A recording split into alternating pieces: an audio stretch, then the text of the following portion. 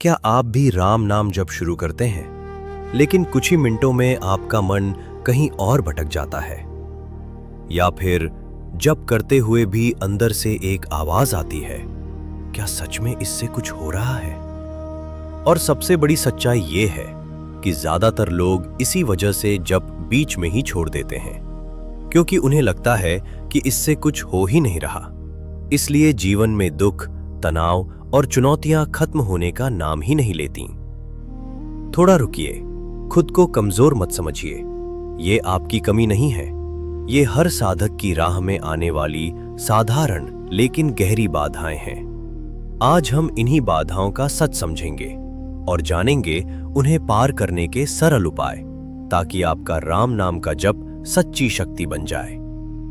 नमस्कार भक्तों, आप सभी का हार्दिक स्वागत है विष्णु टेल्स की राम नाम सीरीज की इस महत्वपूर्ण कथा में। पिछली कथाओं में हमने राम नाम जप की विधियां, वैज्ञानिक एवं आध्यात्मिक लाभ और चमत्कारिक अनुभवों के बारे में जाना। लेकिन आज हम उस सच्चाई को समझने जा रहे हैं जिससे हर सच्चा साधक कभी न कभी गुजरता है। राम नाम जप में आने वाली बाधाएं। ये बाधाएं आपकी कमजोरी नहीं है, ये आपकी साधना की परीक्षा है। किंतु याद रखिए, यही वो जगह है जहां ज्यादातर लोग हार मान लेते हैं। लेकिन जो इन्हें पार कर लेता है, राम नाम उसके लिए चमत्कार बन जाता है। इसलिए वीडियो को अंत तक देखिए। राम नाम जप में आने वाली मुख्य बाधाएं और उनके समाधान क्या हैं, आइए इसके बारे में समझते हैं। भक्तों, राम नाम जप सुनने में जितना सरल लगता है, वास्तव में शुरुआत में यह उतना ही चुनौतीपूर्ण हो सकता है। मन कई तरह की बाधाएं खड़ी करता है जो साधना के मार्ग में रुकावट बनती हैं। ये बाधाएं कोई नई नहीं है, इनका उल्लेख प्राचीन शास्त्रों में भी मिलता है। संतों ने भी इन्हें अनुभव किया है और आज के भक्त भी इन्हीं से गुजरते हैं। अगर आप अभी तक वीडियो देख रहे हैं तो कमेंट में राम राम जरूर लिखें, ताकि मुझे पता चले कि आप सच्चे साधक हैं। आइए अब एक एक करके इन बाधाओं को समझते हैं और उन्हें पार करने के सरल, भावपूर्ण उपाय जानते हैं। पहली, मन का भटकना। सबसे बड़ी और सामान्य बाधा। जैसे ही आप जप शुरू करते हैं, वैसे ही मन में कई तरह के विचार आने लगते हैं।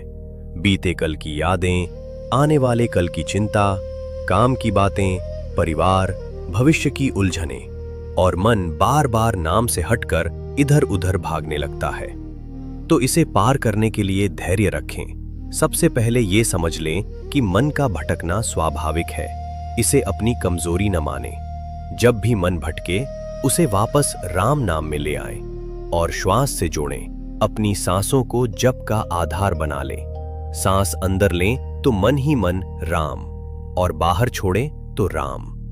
धीरे धीरे मन सांस के साथ नाम में स्थिर होने लगेगा। शुरुआत में लंबे समय तक बैठने की जरूरत नहीं। पहले 5 मिनट, फिर 10, फिर 15 मिनट, ऐसे धीरे धीरे अभ्यास बढ़ाएं। जप शुरू करने से पहले भगवान राम का शांत और दिव्य स्वरूप अपने मन में बसाएं। इससे मन जल्दी स्थिर होता है।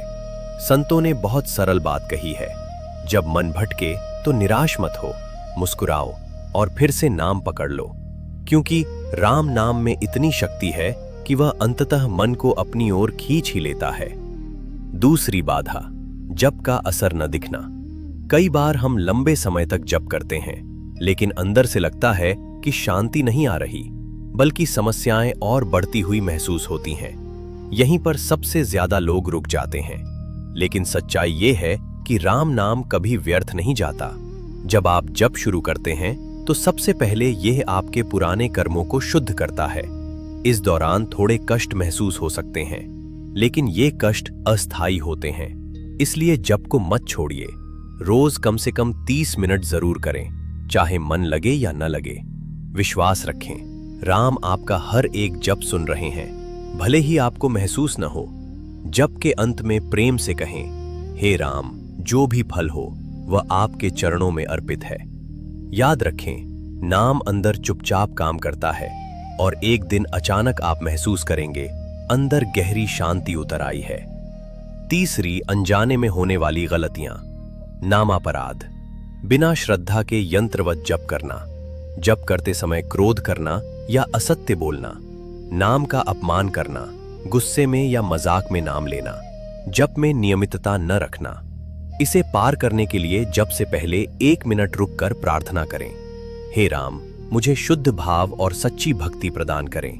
जप के बाद कुछ पल शांत बैठें और भगवान का धन्यवाद करें।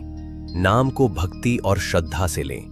यदि अनजाने में नामापराध हो जाए तो तुरंत विनम्रता से क्षमा मांगे और दोबारा श्रद्धा के साथ जप शुरू करें। याद रखें, राम कभी नाराज नहीं होते, वह तो हर बार आपको अपनाने के लिए ही तैयार रहते हैं। चौथी, शारीरिक और बाहरी बाधाएं। कई बार जप करते समय शरीर साथ नहीं देता। थकान महसूस होती है, नींद आने लगती है या शरीर में बेचैनी बढ़ जाती है। दूसरी तरफ व्यस्त दिनचर्या, काम का दबाव और परिवार की जिम्मेदारियां भी जप में रुकावट बनती हैं। और अगर वातावरण नकारात्मक हो या संगति सही न हो तो मन और भी जल्दी भटक जाता है। इस बाधा को पार करने के लिए सही समय चुनें। ब्रह्म मुहूर्त या रात सोने से पहले जप करें। इस समय मन स्वाभाविक रूप से शांत और एकाग्र रहता है। जप को जीवन में उतारें। सिर्फ बैठकर ही नहीं, बल्कि चलते फिरते, काम करते हुए भी मन ही मन राम राम का स्मरण करें। सात्विक भोजन अपनाएं। टीवी और सोशल मीडिया का उपयोग सीमित करें और अच्छी संगति में रहें। शरीर का ध्यान रखें। अगर थकान हो तो जबरदस्ती न करें। आराम से लेटकर या आंखें बंद करके भी जप किया जा सकता है। पांचवी बाधा, संदेह, हताशा और छोड़ देने की इच्छा। कुछ दिनों बाद मन में सवाल उठने लगते हैं, मेरा क्या होगा? क्या सच में नाम जप से कुछ बदल रहा है? और धीरे धीरे भीतर हताशा आने लगती है, छोड़ देने का मन करता है। इस बाधा को पार करने के लिए लक्ष्य छोटे रखें। आज सिर्फ 108 बार जप करने का संकल्प लें। जब पूरा हो जाए तो खुद को सराहें। यही छोटी जीत आगे बढ़ने की ताकत देती है।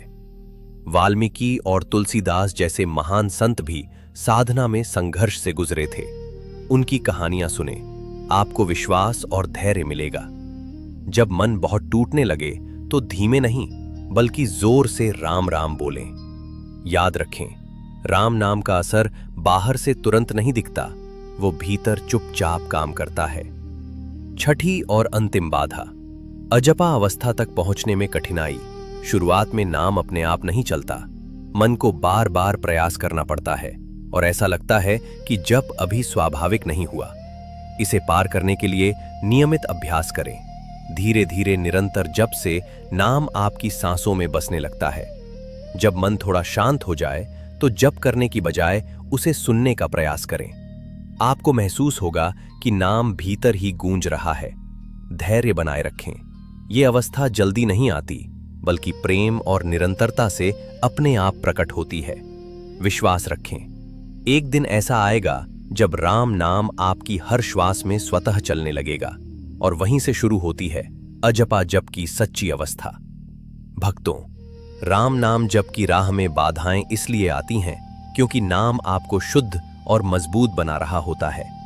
जैसे सोना आग में तपकर चमकता है, वैसे ही भक्त नाम की अग्नि में तपकर दिव्य बनता है। इसलिए याद रखिए, बस एक बार राम नाम में टिक गए तो फिर पीछे मुड़कर देखने की जरूरत नहीं पड़ेगी। जब आप इन बाधाओं को पार कर लेते हैं, तब राम नाम आपके भीतर उतर जाता है। फिर डर नहीं रहता, दुख हल्का हो जाता है और जीवन राममय हो जाता है। भगवान राम कहते हैं, मेरा भक्त कभी अकेला नहीं होता, मैं हर पल उसके साथ हूं।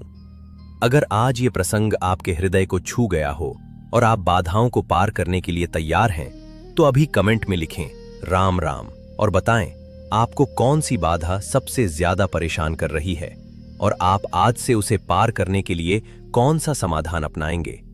आपका एक कमेंट किसी और भक्त के मन में आस्था को फिर से जगा सकता है। अगर यह प्रसंग आपके मन में नई आशा और दृढ़ता जगाए तो वीडियो को लाइक करें, शेयर करें और चैनल विष्णु टेल्स को सब्सक्राइब कर लें। राम नाम जपते रहिए, बाधाओं से घबराइए नहीं, रुकिए मत, उन्हें पार करते रहिए, क्योंकि हो सकता है अगली बार जब आप राम कहें तो वो सिर्फ नाम न हो बल्कि एक अनुभव बन जाए। भगवान राम की असीम कृपा सदैव आपके साथ बनी रहे। जय श्री राम। मिलते हैं अगली कथा में। तब तक नाम जपते रहिए और श्रद्धा से आगे बढ़ते रहिए।